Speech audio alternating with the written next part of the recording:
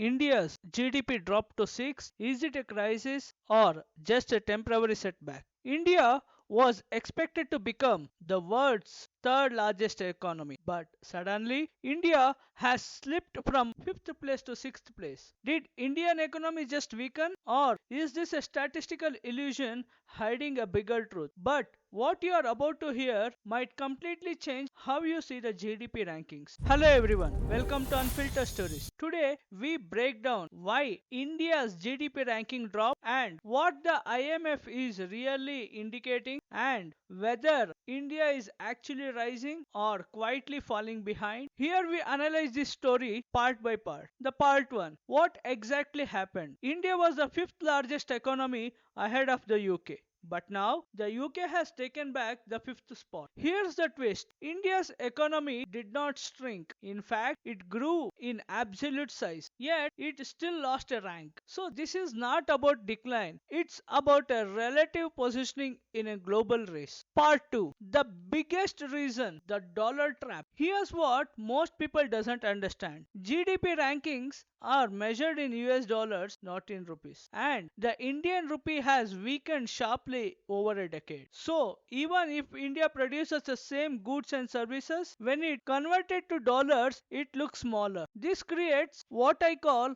a dollar illusion. A country can grow internally but appear weaker globally. Part 3. The deeper reasons. The capital flight or the silent money exit. The global investors are moving out of India into US markets and to the gold markets. Why? For the safety and higher returns. The global power shift. In terms of uncertainty, wars, and other global tensions, money flows to developed economies, not to emerging ones. India gets hit even if it's not directly involved. The trade and policy pressure. Policies from the major US economies like the US has tightened global liquidity in the market. So it reduced the investment into countries like India and others. The strong competitors. This is important. The UK didn't get lucky, it grew faster in the terms of dollars. So ranking loss is all about others moving faster, not just India slowing down. The part 4. The real strength of India. Now, here's the reality most headlines ignore. India is still fastest growing major economy. Growth rates when compared to the other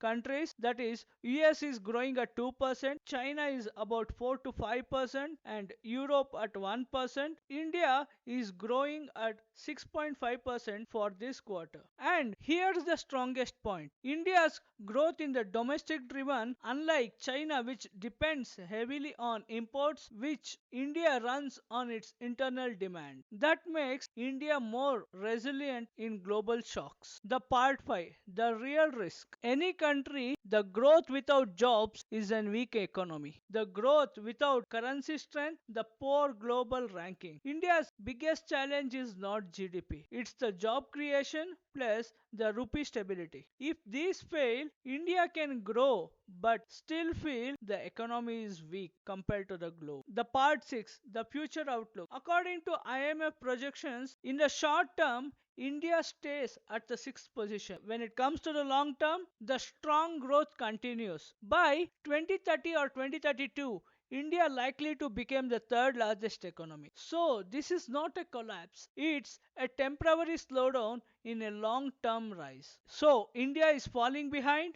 No. But is everything perfect? Also, no. This is a reminder that GDP rank is just not about the growth, it's about the currency, the global power, and the timing. So, what do you think? Is this India's temporary setback or it's a warning sign? Please let me know the answers in the comment box. For more raw and real global analysis like this, please do like, share, and subscribe to Unfiltered Stories.